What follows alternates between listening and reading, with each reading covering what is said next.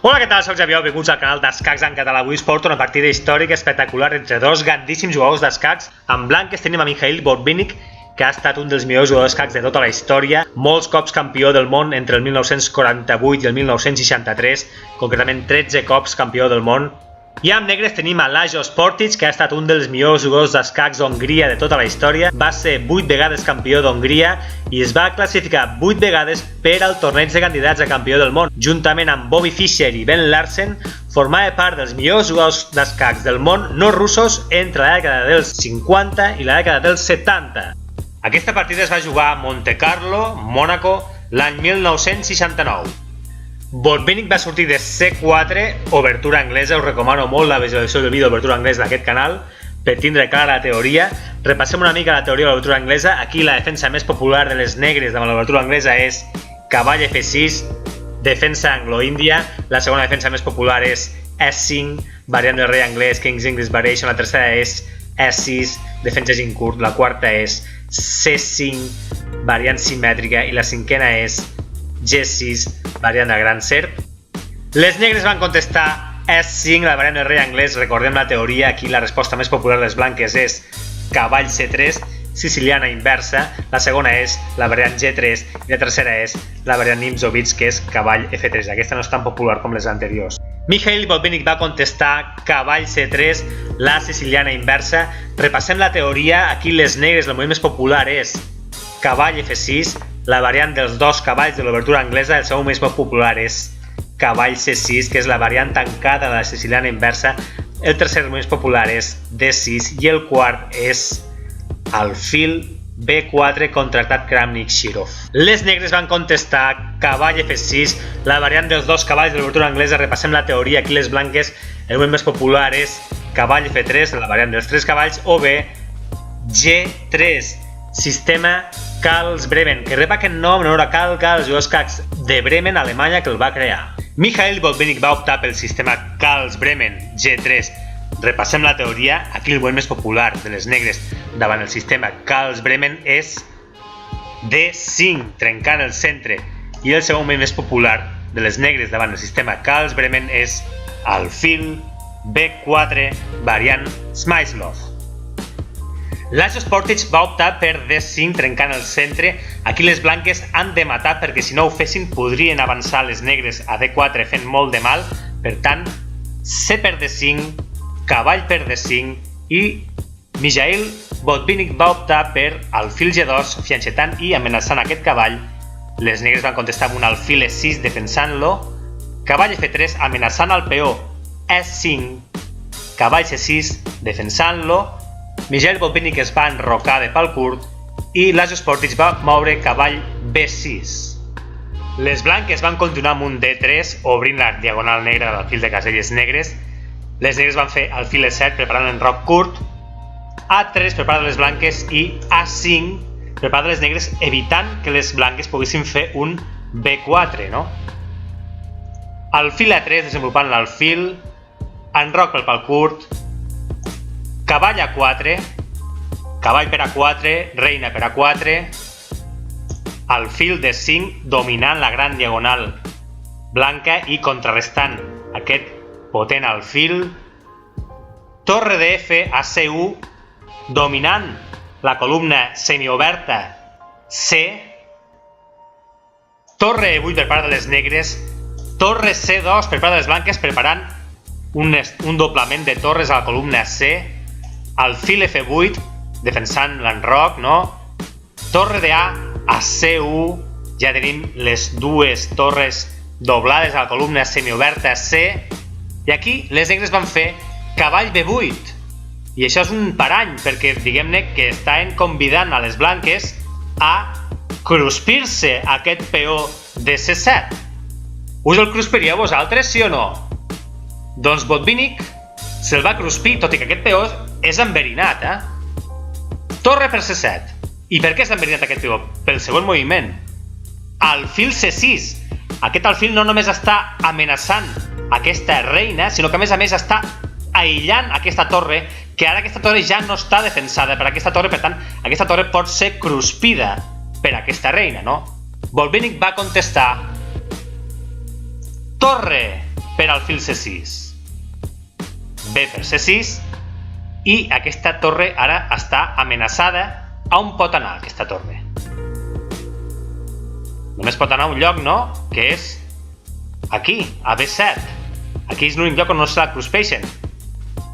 Què va fer Mikhail Botvinnik aquí? Un moviment sorprenent. Torre per F7. Brutal. I aquí les negres, després de pensar-se-ho molt, endevineu què van fer? No es van cruspir la torre. Van moure H6. Aquesta torre està completament enverinada. Què hagués passat si les negres haguessin cruspit la torre? Anem-ho a veure. Era una torre enverinada. Rei per F7. Ara vindria reina C4 escac.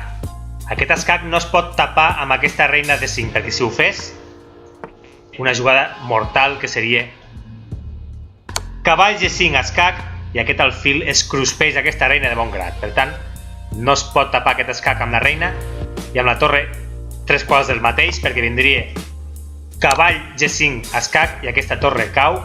Les negres tindrien problemes. Per tant, el rei on pot anar?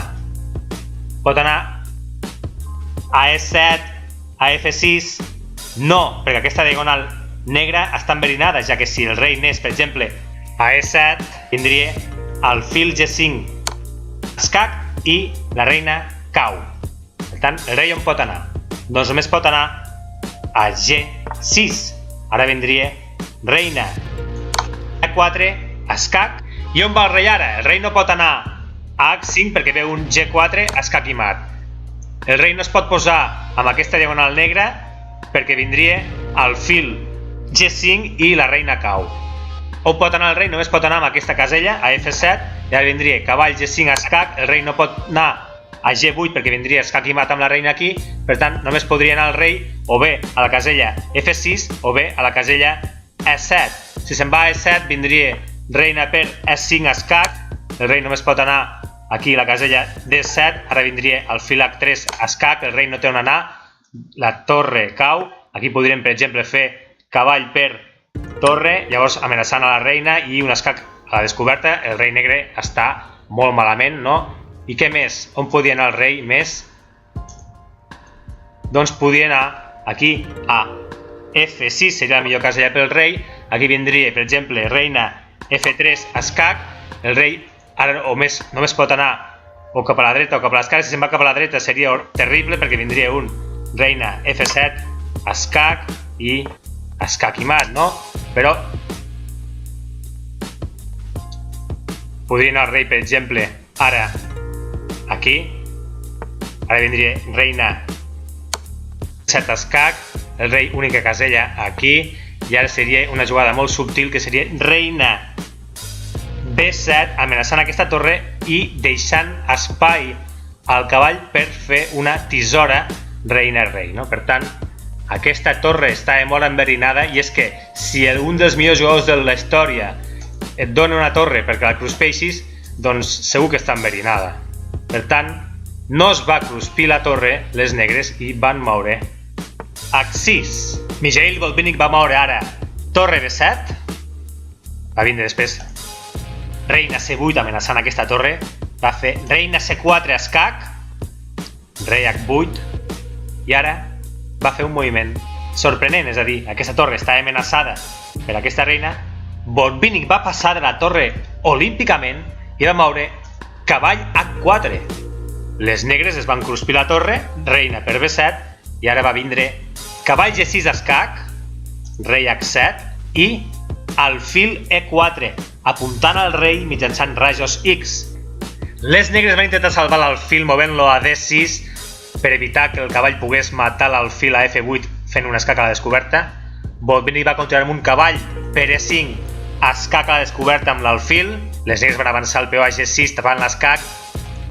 Alfil per G6 escac, rei G7 i el rei negre rebent clatellots a tort i a dret. Alfil per H6 escac i aquí les negres ja van abandonar. Per què van abandonar les negres? Doncs perquè si el rei es cruspeix l'alfil, ve després un reina H4 escac rei G7, reina H7 escac, rei F6, i diguem-ne que la reina cau. Aquí hi ha les dues torres amenaçades, podrien les negres fer, per exemple, salvar aquesta torre. La torre. I les negres estan en una situació completament perduda. Ja per acabar aquest vídeo m'agradaria repassar de manera ràpida la partida, perquè quedi ben clara, no? C4, obertura anglesa, E5, variant del rei anglès, cavall C3, siciliana inversa, cavall F6, variant dels dos cavalls de l'obertura anglesa, G3, sistema Karls-Bremen, D5, trencant el centre, C per D5, cavall per D5, alfil G2, fianxetant, no, alfil E6, cavall F3 amenaçant a E5, cavall C6 defensant-lo, enroc del pal curt, cavall B6, anar desenvolupant.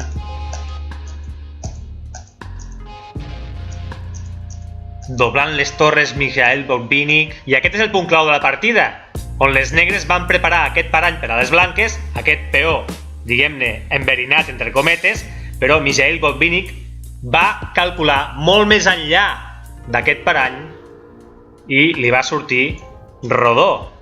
Aquí tenim la famosa torre enverinada que l'Ajo Sportis no se la va cruspir, i aquí ja vindria